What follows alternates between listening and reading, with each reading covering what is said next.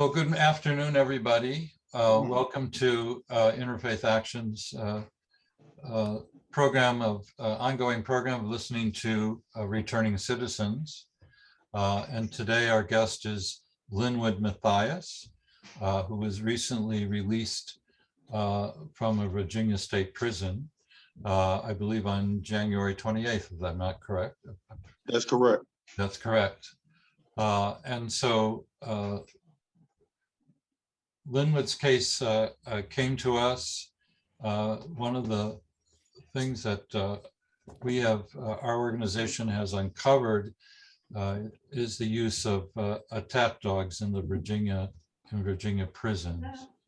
And when people have been, we've uncovered 18 different cases of people being attacked by dogs, and some people being seriously mauled by these dogs with long-lasting effects. And the person who has been essential, critical to uncovering these cases just joined us, and this is Gay Gardner, who is IAHR Special Advisor to Virginia and lives in Northern Virginia. And Gay has been involved in corresponding with many different people, incarcerated people in the Virginia system for the last over 6 years now. And this correspondence has uncovered serious human rights abuses in many different prisons, including the abuse of solitary confinement or prolonged isolation. But the attack dogs really, when we found out about that really, I must say, outraged the members of our board that this practice was being used. And that led to our actually finding a law firm who would represent several of the victims in a lawsuit in Virginia, and also led to our writing legislation to prohibit the practice in Virginia state prisons. The legislation died in committee this last week, but we got some good reception from it, and we're hopeful that we can reintroduce the legislation in the next year in the next session. So people are still joining us, which is great. Really appreciate that. And so Linwood is one of the cases that we uncovered. Linwood is one of the cases we uncovered. He was attacked by a dog, and that's what we want to talk to him about today. So Linwood, if you could maybe just tell us where you're from, where you were raised, something about your family, whatever personal information you'd like to share before we get into the actual, what happened to you while you were incarcerated. I'm from Portsmouth, Virginia. I'm 43 years old. My background, I grew up in projects, didn't have a good upbringing, made the best of it, the best way I could. And unfortunately, it landed me in prison for X amount of time. How much time were you in prison? 24 years. I see. And were you in Virginia state prisons or in other places as well? I was in Virginia state prison and the federal prison. I see. How long were you in prison in the federal system? I did 9.5 years in the federal system. I see. And the other 15 then in Virginia? Yes, sir. I see. I started off in the state, and then I went to the federal system, and then I came back to the state system and finished my time in the state system. Okay. And which prisons were you incarcerated at in the state system? I was at Red Onion, Wallace Ridge, Nottaway, Sussex 1, King Mountain, Powhatan,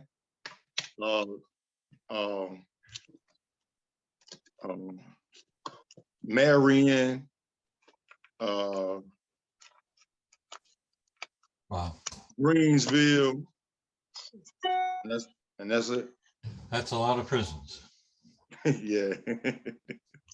And were you transferred around because you requested that, or they just transferred you without your knowing about it beforehand? No, a lot of times when they can't deal with an inmate, that's their way of moving you around and letting other people deal with you. I see. And so were you were you a person that they couldn't deal with? Is that what you're saying? Say it one more time. Were you such a person then they had a hard time dealing with? I mean, when I was younger, yeah, I was a hard time to deal with when I was younger. Uh-huh. I see. Okay, so what prison you were attacked by a dog? Where, and when did that happen? I was at Red Onion State Prison from 2014 to 2019. The attack occurred March 17th. March 17, 2000, March 15, 2017. Uh-huh. And can you just tell us what led up to the dogs being employed and you're being attacked? How did that play out? I was involved in altercation. So they shot the officer shot the gun 4 times from the booth with the mace or pepper spray, whatever the balls are, to disperse the altercation. So the altercation was over with. All parties involved was on the ground, and then they brought the dogs in the pod. And I was the only one that got bit by the dog. So while the dog biting my leg, you know, they spraying me with the OC spray. The dog wouldn't let go of my leg. The officers keep screaming, "Yeehaw, get him, boy." You got the captain, the warden, the major, the lieutenants, all of them in the pod watching this transpire. So, you know, as the dog continued to bite my leg, they finally got him off my leg because he relocked on my leg. So when I got the medical, you know, they had the ambulance waiting for me out there. So I got to the hospital and I had to go to surgery the next day because that's how bad my leg was. So after my surgery, a few days later, my leg get infected from the dog bite. So they had to do another surgery. Uh-huh. And ultimately, I had 3 surgeries altogether. So, you know, when I got back I spent 16 days in the hospital because of the injury. And the extensive damage that I have to my leg is nerve damage, and my calf muscle doesn't work. It's called a gastroc. The gastroc is completely destroyed. So I walk with a cane or walker, and because I can't stand up for a long period of time, I have to use my wheelchair at times. So by all that being said, after that, they sent me back to the institution. So now I need physical therapy. Red Onion doesn't have physical therapy. So they had to send me to Powhatan Medical. So I got there, I went through the process of my physical therapy. But from the doctor notes, they was like, it's really nothing we can really do but strengthen your thigh. So, you know, as that process kept going on, eventually they sent me back to Red Onion. You know, when I get back to Red Onion, you know, all the COs, they were like, yeah, you know, our dogs are our muscles. We don't have to do anything. You know, you got what you had coming to you. Mm-hmm. And I'm like, okay. Then they continue to keep calling me racist names and, you know, derogatory comments for no reason. You know, showing the picture to their co-workers. This is what we do. And I'm like, all right, there ain't too much I can say or do. So I just, Then, you know, then they tell other inmates, if you get out of line, this was gonna happen to you. The same thing happened to Mathias because we can do it, get away with it. We too far away from Richmond, so we don't answer to nobody. Cool. You know, a lot of they don't never follow the rules that they supposed to follow. Because anytime something happens, the first thing they do is bring the dogs in the pod. That's the first thing they do. Mm-hmm. A person can refuse to go to their cell and they're gonna bring the dogs in the pod and try to scare you with the dogs and run you right in your cell. So you're saying they would employ dogs even when there wasn't a fight or some where things didn't get out, where things got out of control. Is that what you're saying? Exactly. Yeah, exactly. It's been times, that I've seen with my own two eyes where an offender will be arguing with the officer, and next thing you know, they'll bring the lieutenant and the dog in the pod just to show that they superior over everybody. This is what you're gonna do. If not, then we're gonna put the dog on you. Simple as that. You're gonna get bit, and it ain't nothing you can do about it. We're gonna bandage you up, and then we keep it moving. So they actually threatened you with the use of dogs. Is that what you're saying? That's their whole intention, to get what they want when they want it. Hmm. We gonna use the force. We gonna use excessive force with the dogs, no matter what, to get what we want accomplished when we want it accomplished. Right. Right. But the sad part about it, you cannot be doing nothing, and they'll still threaten you with the dog just because they got them on the yard. Yeah. So they abuse their authority of power to put the fear of the dog in your mind frame. If you don't stand up for count, they'll talk trash to you and be like, yeah, we'll bring the dogs in here if you don't want to stand up. I'm like, what's that all about? Yeah. Right. And you have a hard time standing up. Exactly. So you got to remember, they do 4 to 5 counts per day. And a lot of times, most of my day I spend in my bed watching my TV. So now they blow their whistle and say, stand up for count. And I'm like, come on, man. Y'all already know my situation. Why is you telling me to stand up for count when you know that it's hard for me to keep getting in and out the bed? Yeah. Then they'll stand there, beat on the door. And then, they famous for calling a minority the N-word. So, and I'm like, that's unnecessary. I don't run around and say derogatory comments to y'all because I know the end result. Yeah. So I just keep my mouth shut. And they do, and that was common. They did that often, using the N-word. Every day you're gonna hear that coming from the CO. You might like say, for example, you missing something on your dinner tray or your breakfast tray, your lunch tray, either one of the 3 meals, and you make a fuss about it. Next thing you know, you all kind of ends, you don't deserve to eat. And, sometimes if you miss it, you're just not going to get it. Depends on who the CO is. And then if you beat on the door or anything like that, they bringing the dogs in the park. I see. If you block your window, they bring the dogs in the park. If you cuss the CO out too long, they bring the dog in the park. Everything that they do, they utilize the dog for abuse of power. Like with my situation, there was no need for that dog to be on my leg at all when I'm already face down, laying on the ground, complying with your full direction. Your direction was stop fighting. The fight was over with. Inmate, all parties are laying on the floor, face down. Then when the dog bite me, I'm not even moving or anything like that. So my whole thing is, you bit me for no reason. Yeah. Excessive force. Yeah. When there was no need for the excessive force, when you already had the situation under control when you shot the gun 4 times.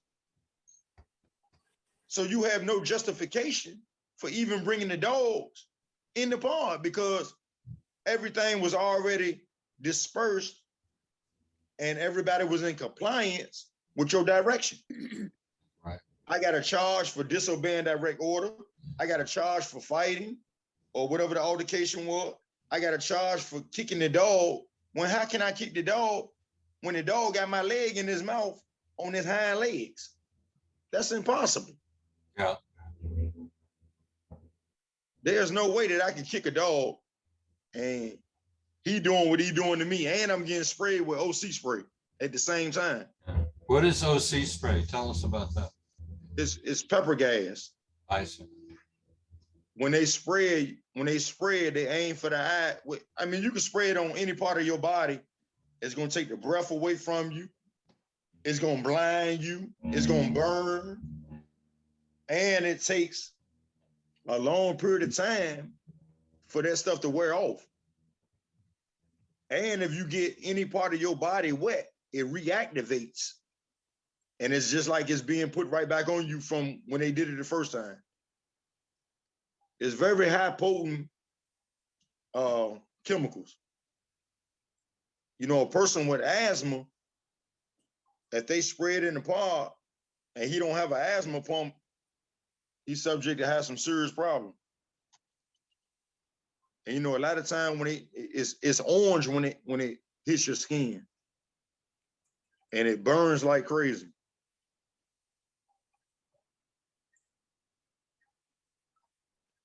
Tell us about, how did the fight start? It was just a misunderstanding. That's all it was. Well, You know. What was the misunderstanding about? Now, so, you know, when people talk, you know how like if me and you face to face and we're talking, and something fly out your mouth by accident, you not even know that it fly out your mouth. That's all that was. That's all. Someone took a swing at someone else. That's what happened. That's how it started. That's it. Uh-huh. But the main thing was, it was like you know, it was no weapons or anything involved, and then you bring the use of dogs in and the OC spray and all that. Is no use for any of that. You know, I'm screwed for the rest of my life behind a dog bite. Right. You know, when I hear a dog, I start to be like, I get paranoid when I hear a dog. Mm-hmm. Just hearing a dog bark, I'm like, man, is it gonna come for me soon? You know what I mean? Yeah. I still had dreams about what that dog did to me. Yeah, I'm not surprised by that. I was at my fiance had took me to the store, and it was at nighttime. So, you know, as we walk into the store, I don't even notice that it's a dog in the car. He get to barking. I almost jumped in my fiance's lap. Right. Because, you know, I'm not afraid to admit when I hear a dog, I'm scared. I'm not even afraid to admit that. Yeah. Because it's like when I sit back, even when I watch TV shows. Hello? Yeah, right here. Go ahead. Oh, even when I watch TV shows, like, and they got dog shows, I don't even want to watch them. I'm like, I don't even want to see a dog. Yeah. I don't have nothing against them. They just scare the hell out of me. Yeah. Excuse my French. I can imagine. Yeah. I don't got nothing against them. I'm just afraid of them. Period. Right. Because you gotta understand something. What happened to me was a very dramatizing moment. The dog spent more than a minute on my leg chewing it. The officer had to hit the dog numerous times for him to get off of me. I see. The dog didn't even want to let go when the CO, after he was saying, "Yeehaw, get on board," and he was giving the command to let the dog go. The dog didn't even want to let go because he relocked on my leg for the second time. Mm-hmm. And now I have all these different problems with my leg that I didn't have when I came into prison. Right. And what you're saying is that they don't they really don't have control over these dogs. They don't, look, the dogs even turn on their own handlers sometimes. Uh-huh. The dogs that they have, they import them from other countries. Uh-huh. Them dogs, they even told us, they say these dogs are not American dogs. They come from other countries. Mm-hmm. So I asked myself, why would you get a dog from another country to be in a prison, knowing that the dog really has no understanding, Mm-hmm. but other than what you tell them, but a dog turn on you and you supposed to be the dog handler. Mm-hmm. Right. That makes no sense. That's even dangerous. Do you have a sense of how many dogs they actually had there that they used? I know when I was at Red Onion, at one time they had 4 different dogs on the yard. I see. Now when I was at Wallace Ridge, they had 5 different dogs on the yard. Because you got 2 sides of the yard. Anytime offenders go to the dining hall, they have to have 2 dogs on that side of the yard at all times. Huh. So like if my pod is walking to the dining hall, it's gonna be 2 dogs to 3 dogs on the boulevard. And what I mean by boulevard is the sidewalk and all that type of stuff. Uh-huh. That's just like when we outside for recreation, it's 2 to 3 dogs outside on the rec yard in case anything jump off. And did you ever see dogs used while Of you were in course. the yard? Were course. they attack people in the yard? Yeah, if an incident break out on the yard, the dog's coming. Uh-huh. And it ain't no the fight over with or whatever the altercation is, you getting bit. Hmm. Dog got to have you. Yeah. Because they feel like they wasting their time running to an incident and nothing happens to the individuals that are involved. So to make a point, they make sure they use the dog to let everyone know this is the repercussions if anything happens while you on this yard at recreation. Mm-hmm. That's just like if like I say, an altercation happens on the yard and people in the pod and something happens after they disperse the altercation or whatever, and they walking you down the boulevard, the dog's right behind you, no less than 3 feet behind you.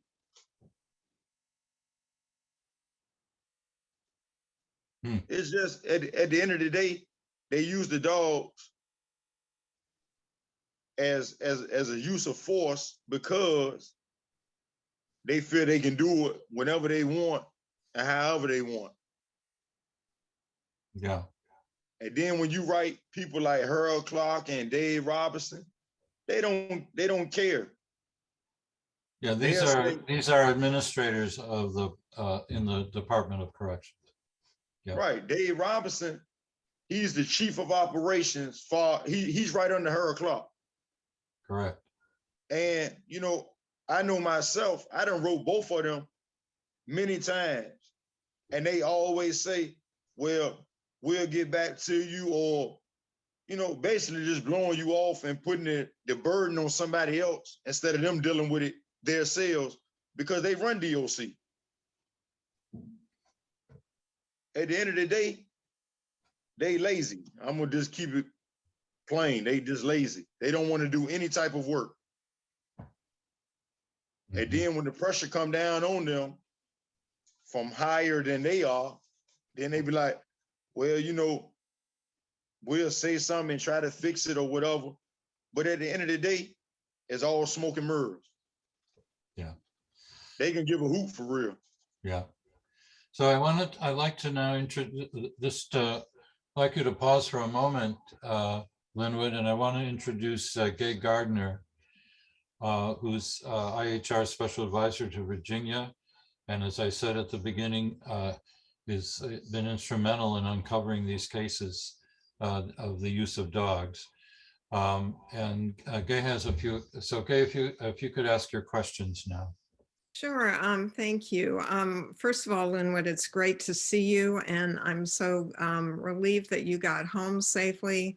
I know we were sweating that out down to the wire. And can you tell us about how you did get home? What arrangements they made finally?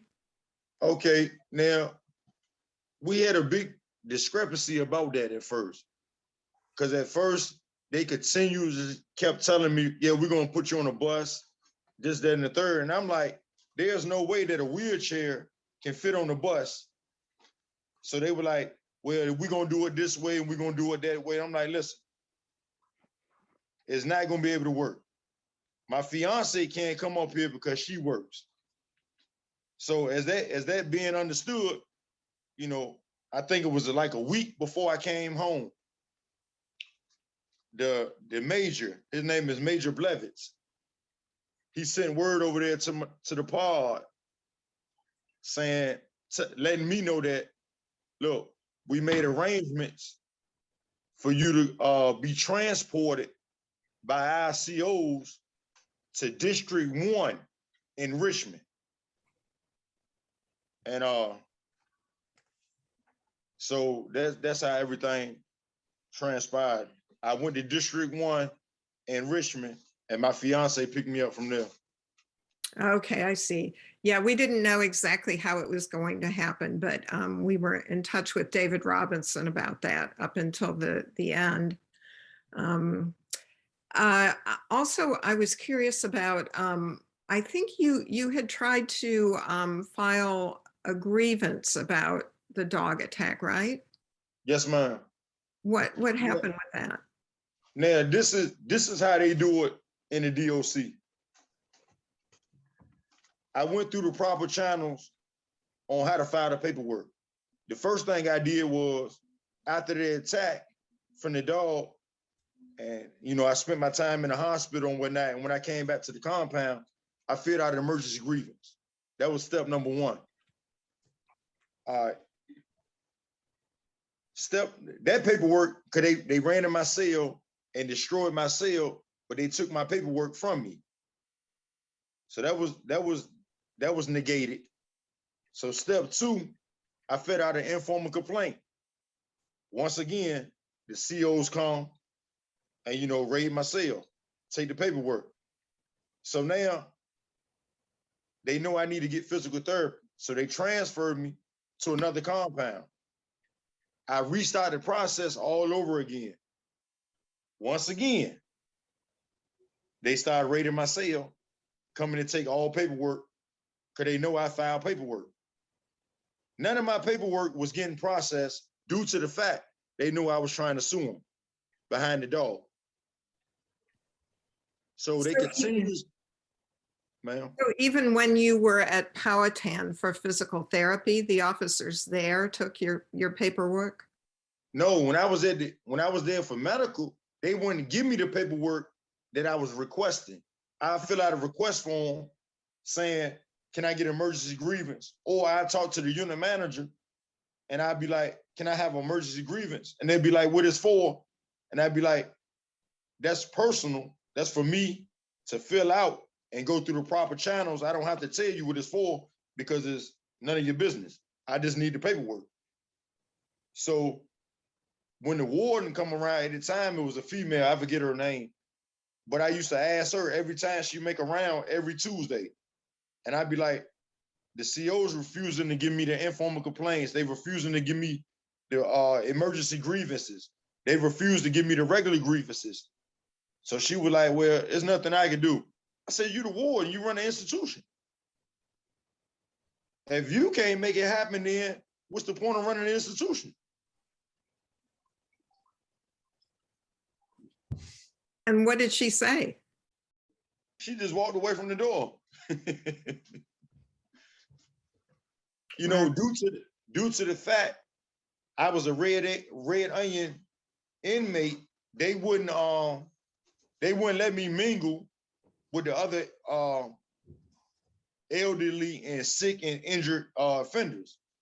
So when I come out for rec time, I would have to get an hour rec at nighttime. I would never get it in the daytime like everybody else would. Hmm. They say I was a high risk security. And I used to tell them, I said, do you see my injury? You know I can't walk, so how am I a high security risk if I can't even walk? I didn't have a cane or anything. I was being pushed around in a wheelchair, and I had to be helped take my showers. I had to get the people help me take my shower because I couldn't do it myself. And that was to stop you from being able to tell anybody else to help you fill the paperwork out. If you don't see anybody, you can't tell anybody. Exactly. So you don't have any documentation of having tried to use the grievance procedure? Because they kept throwing it, no ma'am, because every time I tried to go through the proper procedures, they would run in my cell and take my paperwork. Wow. Oh. And there was another incident, wasn't there, shortly before you were released? Yes, ma'am. I was standing behind my wheelchair, and the CO kept saying, "Get on the ground," because an offender swung on me, and everybody got on the ground. They knew I couldn't get on the ground, and I still got shot in the arm because I couldn't get on the ground. So why would you shoot me knowing that I can't get on the ground? Is there any way you can help me?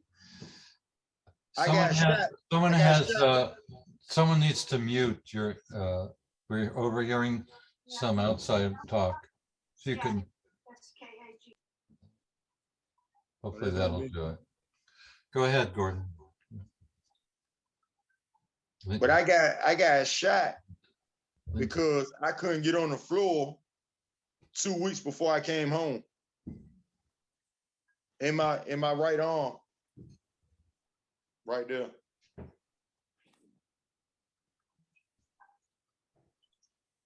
So how is your adjustment going now? It must be, there's a lot to adapt to, I'm sure. It's very, very difficult because, for the last 24 years, all I've known is incarceration. So when I come to the real world, it's very confusing. Like the other day, I was at a restaurant. I didn't know that they didn't serve Kool-Aid in a restaurant because I've been drinking Kool-Aid for the last 24 years, and that's all I drink. I don't drink sodas. I drink water, but I don't drink no sodas or nothing. All I drink is Kool-Aid. So when they asked, what would you like to drink? I said, I would like some Kool-Aid. People laughed at me. Yeah. Because I didn't know no better. Yeah. And adjusting to society, even now is very difficult. I have problems adapting to my surrounding due to the fact I've been gone for that amount of time. It's a lot of things that I don't know, and trying to catch up to learn it is very hard because everything is done by a phone. It took me and Miss White numerous times to learn how to do this Zoom thing. Yeah. It gets to the point sometimes where I get so frustrated, I just shut down and people asking me what's wrong, like my fiance, what's wrong? I'm like, I can't cope because I don't know what to do. I don't know how to move in this type of environment because, it's a lot didn't change since I've been on the streets. A lot. Well, So, if it's any comfort to you, many of us are still trying to cope with Zoom and other modern technology. So you're not alone. You shouldn't think you're alone in this. But it's not even just that. It's like, you know, I'm so like, I still stand up for count. And there's not even no need for count. Yeah. I still ask to go to the bathroom when the bathroom right there in the bedroom. I still ask, you know, what time are we eating? Like, I'm still on a clock in the penitentiary.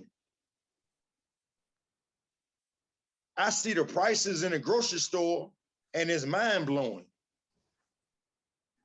I got a sandwich. Matter of fact, I got a sandwich this morning. It was a sausage, bacon, and egg sandwich for $5.49. When I was on the street, a sandwich was like 99 cents or $1.29. Yeah. These prices are astronomical.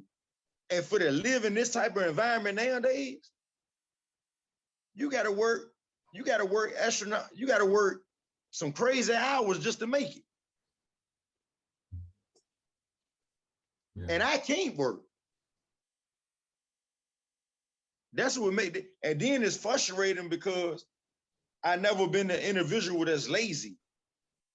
So now that I'm in a position where I can't do for myself like I used to do for myself, that's even more frustrating in itself.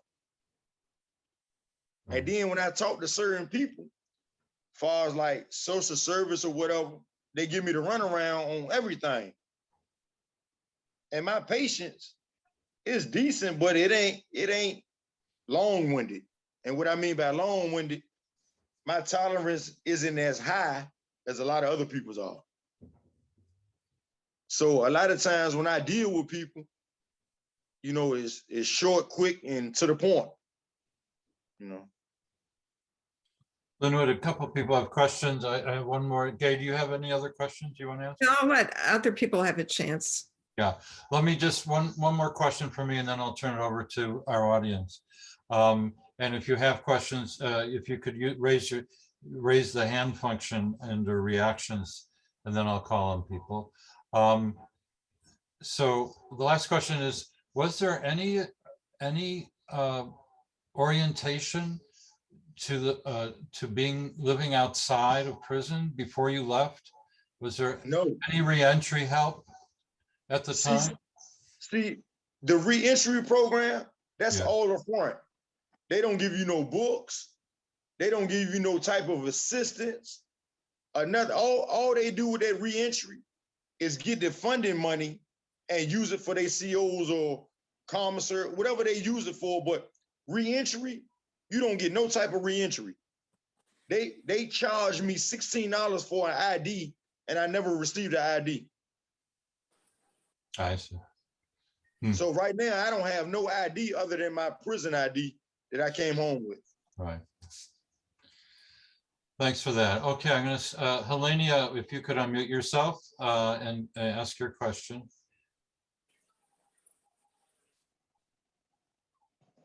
Ms. Bragg, yeah. If you could unmute yourself, yeah. Still muted. Am I unmuted? Yeah, Yes, please go ma'am. ahead. Well, Linwood, I just want to say to you that I stayed locked up 9 years and 8 months, and I had a hard time readjusting also. But just take your time, and you will get there. It's like it took me like about a year to answer the phone. I would hear the phone ring, and I wouldn't even answer it. I'd be the only one in the house and wouldn't answer it, you know, because when you Yeah. locked up, you can't touch that damn phone. You know what I'm Yeah. saying? So Yes, ma'am. I'm just saying, you know, and like with this Zoom thing, I still have a problem with it. You know, and I've been home like 5 years now, almost 5 years. I still have a problem with technology because I didn't learn it when I was incarcerated. Right. You know, we didn't have it. They did have a computer class, but you didn't have any internet, you didn't have any Zoom, you know, so, you know, I'm still having a problem with technology myself, like emails, sending them and stuff like that, and copy them and paste them. But, Yes, you know, ma'am. just take your time. You will get it together.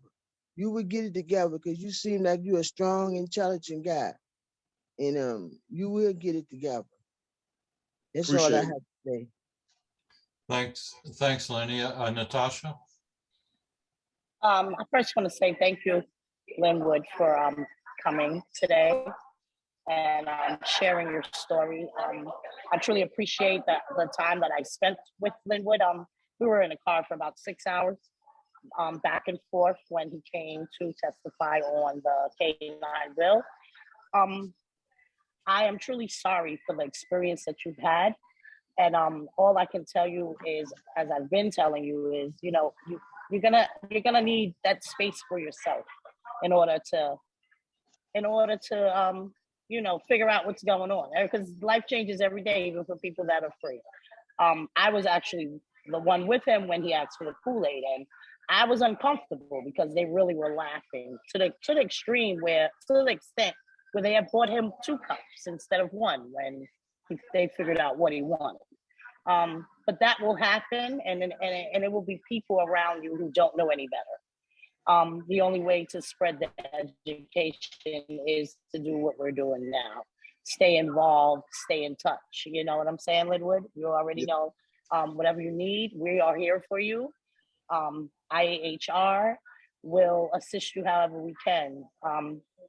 Even it took us 2 days to figure out Zoom. Yeah. I've been home 6 years. A lot of things I don't Yeah. know. You know what I'm saying? So don't worry yourself. This is the first step.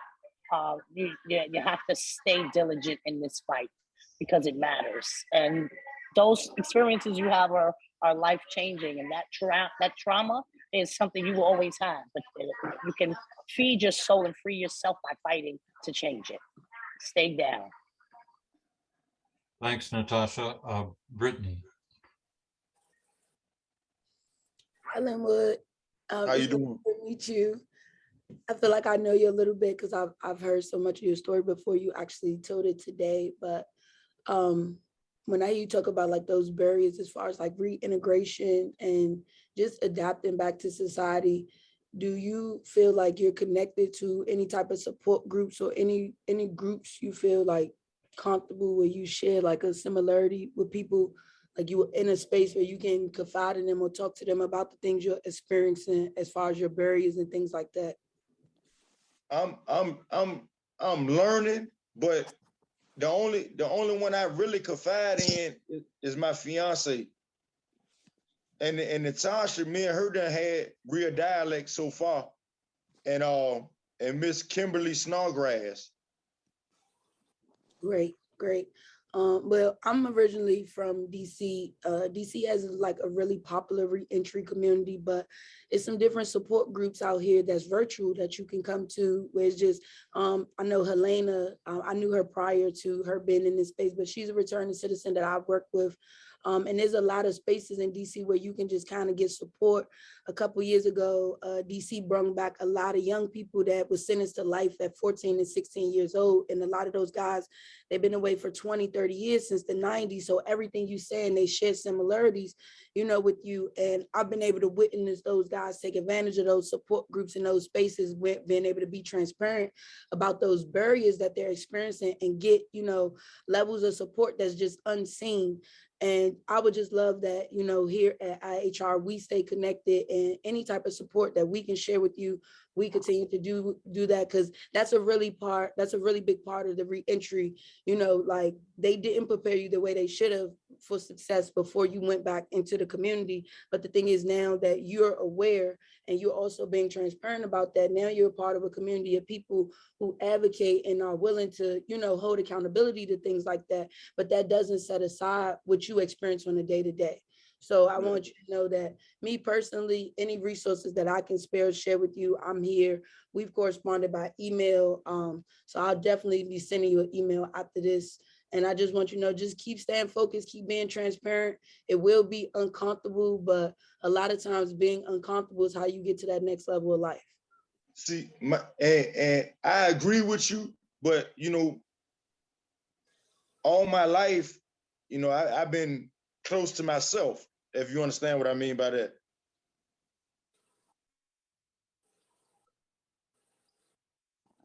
I feel you. Janet, Like Miss go ahead, Gardner. Janet. I'm sorry, I'm just calling on Janet Lipscomb. Yeah. you could ask. I think that he was waiting for an answer. Mr. Mathias, did you have Right. something you wanted to ask or get answered first? Oh no, I was getting ready to say the first person I reached out to was Miss Gardner, and she really showed me that, you know, you can trust somebody. That's the response to the young lady that just said what she said. Thank you for that. I appreciate that. Yeah. Janet, go ahead. Yeah. I just wanted to say that I live in Virginia, and it makes me very sad to hear all of the, like you said, people saying the N-word all the time, every day. And I do have another friend who was in that system and didn't make it. You know, Sorry, just Hilda. could not live another day. And I so admire your fortitude to get through that process and then try and begin again. I wanted to share that an organization that I'm involved with in DC, because I still go to church in DC, is called Free Minds Book Club. And that might be something that you'd be interested in, again, as you get more comfortable with the technology. I've been to meetings, and what happens is people who either are in prison or have returned home write about their experiences and get feedback. And one of the men that I spoke to not too long ago said that by expressing his thoughts in words, he found that he could get his humanity back, because being in prison is such a dehumanizing experience. Go ahead. Especially, you know, when they throw you in segregation for a long period of time, it really plays with your mental. If you, no matter who you are, Yeah. no matter how strong you are, you know, when they throw you in that isolation box, you know, that's when really, you know, it hits home that, you know, this is all that's gonna happen. You got four walls just looking at you and a bright light. Yeah.